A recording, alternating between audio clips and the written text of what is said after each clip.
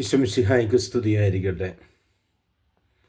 ക്രിസ്തുവിൽ സ്നേഹം നിറഞ്ഞ സഹോദരങ്ങളെ, ഇന്ന് ഈശോയുടെ ലുക്കായുടെ വിശുദ്ധ സുവിശേഷത്തിലൂടെയുള്ള നമുക്കുള്ള സന്ദേശം ബെത്സായിദയെയും ഖൊറാസിനെയും ഈശോ ശാസിക്കുന്നുണ്ട്.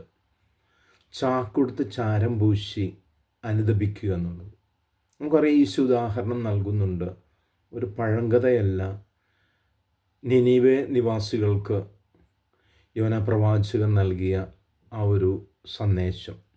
അപ്പോൾ ചാക്കൊടുക്കുക, ചാരം പൂശുക എന്നുള്ളത് ഒരു പശ്ചാത്താപ പ്രകടനമാണ്. അത് ദൈവം ആഗ്രഹിക്കുന്നു.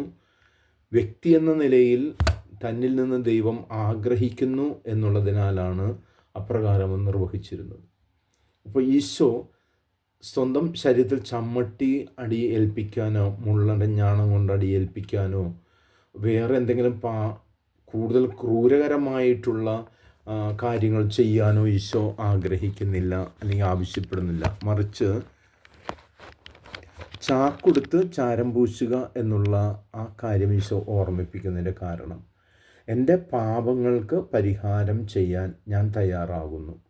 അതേപോലെ മറ്റുള്ളവർക്ക് ഞാൻ ദ്രോഹകരമായി അവരോട് ഞാൻ ചെയ്തിട്ടുണ്ടെങ്കിൽ എൻ്റെ പരിഹാര പ്രവൃത്തികളിലൂടെ ഞാൻ അതിന് മനസ്സ് കൊടുക്കുമ്പോൾ ദൈവം അത് സ്വീകരിച്ചുകൊണ്ട് എൻ്റെ പാപങ്ങൾക്ക്, വലുതായ പാപങ്ങൾക്ക് പരിഹാരം അവിടെ നിന്ന് നിശ്ചയിക്കുന്നു. അപ്പോൾ കുമ്പസാരത്തിൽ കവിഞ്ഞ ഒരു പരിഹാര പ്രക്രിയയുമില്ല.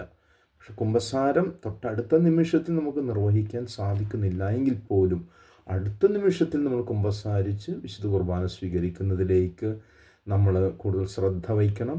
പക്ഷെ ഓരോ നിമിഷവും നമ്മുടെ സ്വന്തം പാപങ്ങളെ ഏറ്റുപറഞ്ഞ് അനുദപിക്കുന്നതിൽ രഹസ്യാത്മകമായിട്ടെങ്കിൽ പോലും ചാക്കൊടുക്കാനും ചാരം പൂശാനും ഒക്കെ പരിശ്രമിക്കുന്നത് നല്ലതാണെന്ന് സുവിശേഷം നമ്മൾ പഠിപ്പിച്ചു തരുന്നതാണ്.